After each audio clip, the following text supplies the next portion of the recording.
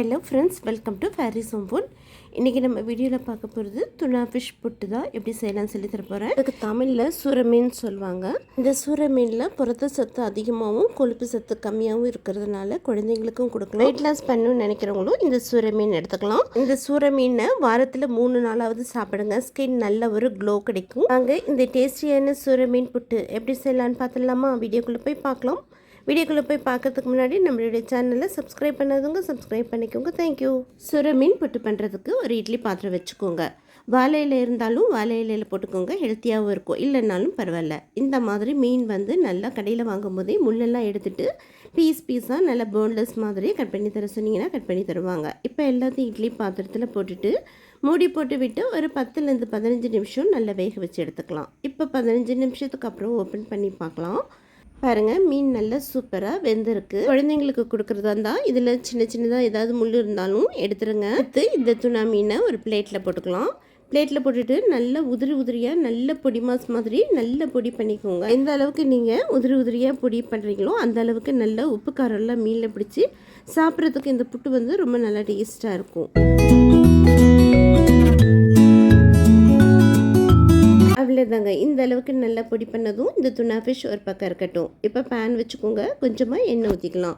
கொஞ்சமாக ஒரு 1/4 டீஸ்பூன் சோம்பு போட்டுக்கோங்க. சோம்பு பொரிஞ்சதும் ஒரு சின்ன துண்டு இஞ்சி பொடியாக நறுக்கி போட்டுக்கோங்க. ஒரு 10 பல்லு பூண்டையும் பொடியாக நறுக்கி போட்டுக்கலாம். போட்டுட்டு நல்லா பூண்டோட பச்சை வாசனை போகிற வரைக்கும் நல்லா வதக்கிக்கோங்க. அடுத்து கொஞ்சமாக கருவேப்பிலை போட்டுக்கோங்க. 4 பச்சை மிளகாவை கீரி போட்டுக்கோங்க. போட்டுட்டு நல்லா வதக்கிக்கோங்க. அடுத்து பொடியை நறுக்கின பெரிய வெங்காயம் 1 போட்டுக்கலாம். சின்ன வெங்காயம் இருந்தாலும் 15லேருந்து 20 சின்ன வெங்காயம் போட்டுக்கோங்க. இந்த பொடி மாசுக்கு சின்ன வெங்காயம் இன்னும் நல்ல ஒரு டேஸ்ட் கொடுக்கும். இப்போது 1/4 டீஸ்பூன் அளவுக்கு மஞ்சள் தூள், 1/4 டீஸ்பூன் வெறும் மிளகாய் தூள் போட்டு நல்லா வதக்கிக்கலாம். மிளகாய் தூளோட பச்சை வாசனை போகிற வரைக்கும் நல்லா வதக்கிக்கோங்க.